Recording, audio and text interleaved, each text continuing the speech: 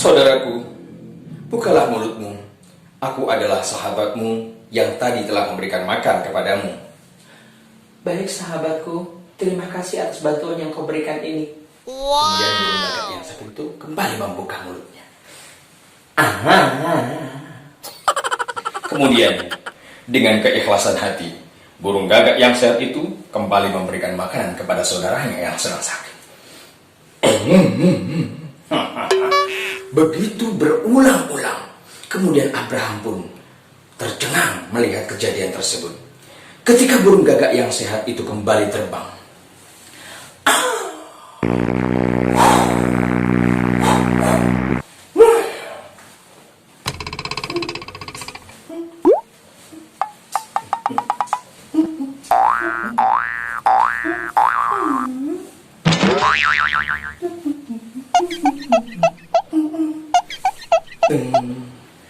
Assalamualaikum warahmatullahi wabarakatuh. Apa kabar hari ini adik-adik? Alhamdulillah sehat. Luar biasa. Mudah-mudahan adik-adik dan juga keluarga di rumah senantiasa dalam keadaan sehat ya. Alhamdulillah. Baik. Sebelumnya Kak Ahmed mohon maaf atas segala keterlambatan kakak dalam pembuatan konten dongeng pada kali ini. Karena sebenarnya dongeng ini sudah terbit beberapa waktu yang lalu, tapi dikarenakan ada beberapa kendala, ujian dari Allah Subhanahu wa taala berupa sakit dan lain sebagainya, sehingga mengakibatkan pembuatan konten ini menjadi agak sedikit terhambat.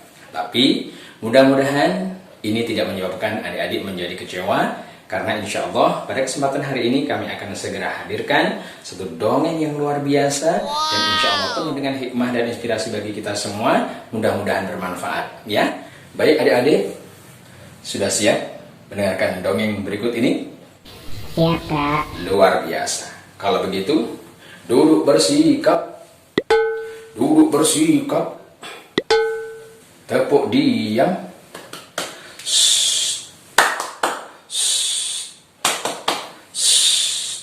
Ihdinas siratal mustaqim.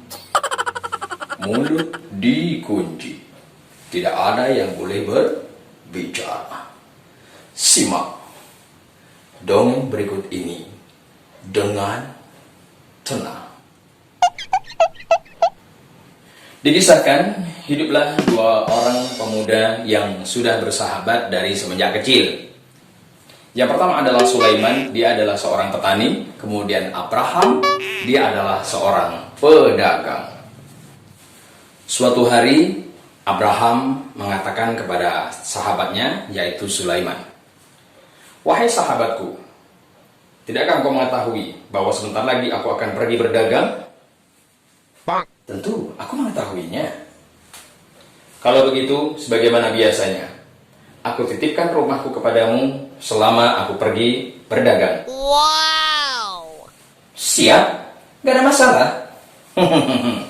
Luar biasa sahabatku. Kau memang sahabatku yang luar biasa. Wow. Kemudian Abraham pun mempersiapkan segala perlengkapan yang akan dia bawa untuk berdagang. Dari mulai kuda, barang-barang yang akan dijual, dan segala macamnya untuk persiapan besok berangkat berdagang. Singkat cerita, Abraham pun berangkat menuju ke negeri Syam untuk melakukan perdagangan sebagaimana yang biasanya dia lakukan. Konon, Abraham ini melakukan perdagangan kurang lebih selama 1-2 tahun. Baru kemudian dia pulang. Karena motonya adalah pantang pulang sebelum dapat untuk banyak. Nah, dalam perjalanannya,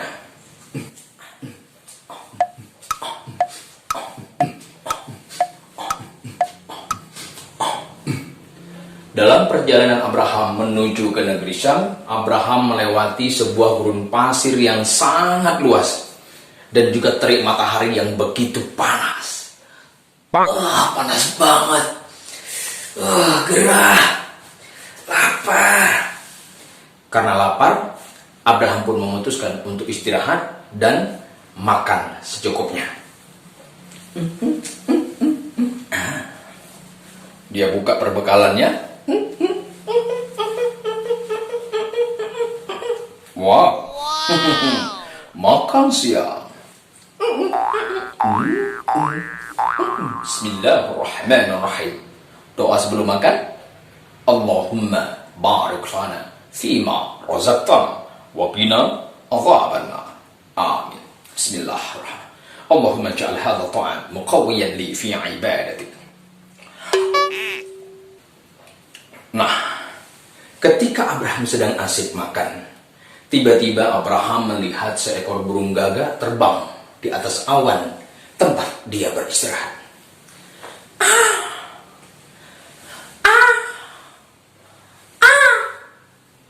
Dan tiba-tiba dia turun dengan tajam.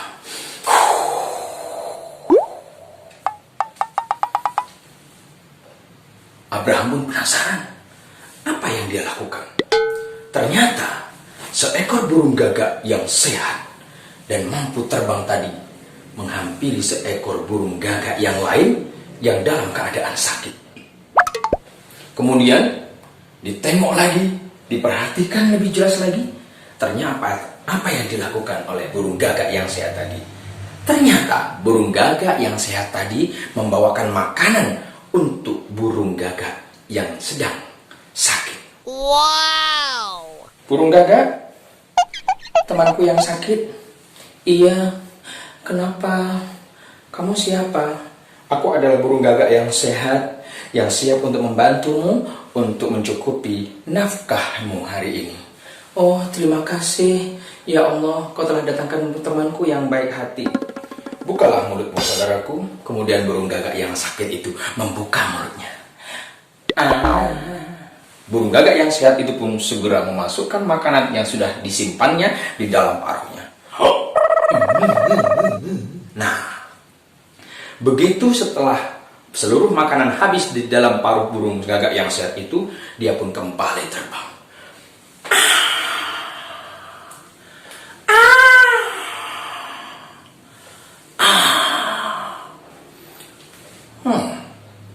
Abraham menyaksikan dengan penuh kekaguman.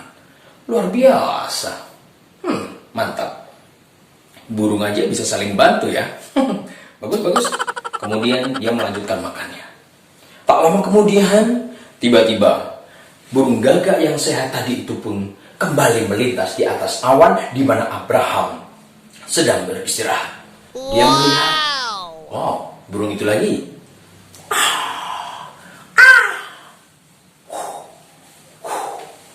Kemudian burung yang sehat tadi pun menghampiri burung gagak yang sedang sakit. Saudaraku, bukalah mulutmu. Aku adalah sahabatmu yang tadi telah memberikan makan kepadamu. Baik sahabatku, terima kasih atas bantuan yang kau berikan ini. Kemudian burung gagak yang sakit itu kembali membuka mulutnya. Kemudian dengan keikhlasan hati, burung gagak yang sehat itu kembali memberikan makanan kepada saudaranya yang sedang sakit. Begitu berulang-ulang, kemudian Abraham pun tercengang melihat kejadian tersebut. Ketika burung gagak yang sehat itu kembali terbang,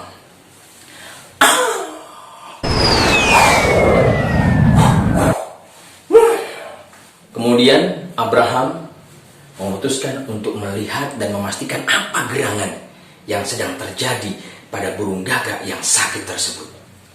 Mengendap-endap, Abraham berusaha untuk mendekati burung gagak tersebut.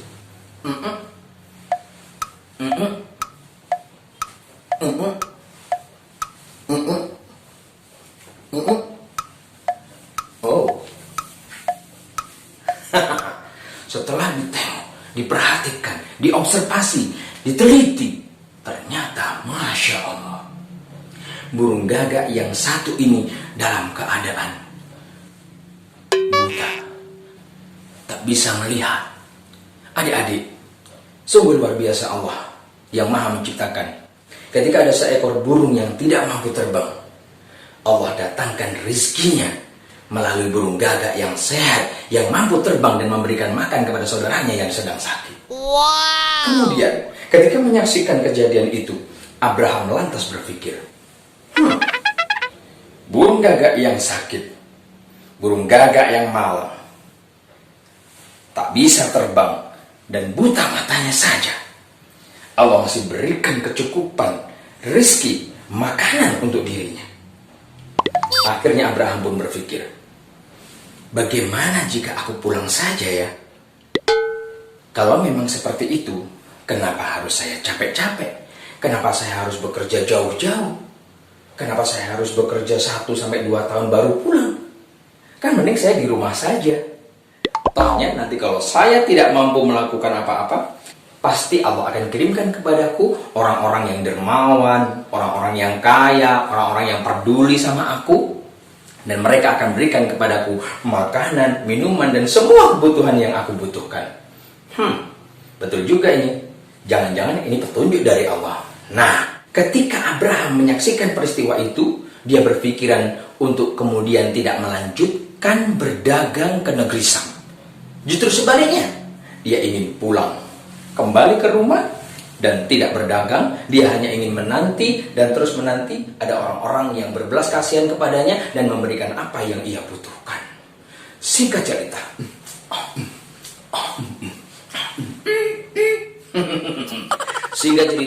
Abraham pun pulang. Tidak lanjut berdagang, tapi dia balik pulang.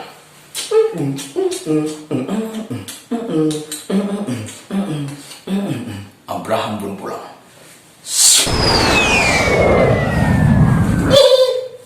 Singkat cerita, Abraham sudah sampai di rumah. Tiba-tiba dia ketuk pintu rumahnya. Assalamualaikum. Sahabatnya tadi siapa namanya? Sulaiman. Sulaiman menyambut dari dalam rumah. Waalaikumsalam. Siapakah gerangan? Gue lah, Abraham. Abraham. Ketika Sulaiman membukakan pintu, loh, kok kowe sudah sampai di sini? Lah katanya berdagang kok malah sudah pulang, ini gimana ceritanya? Dah, nggak usah banyak tanya. Sekarang aku mau masuk dulu, nanti aku ceritakan.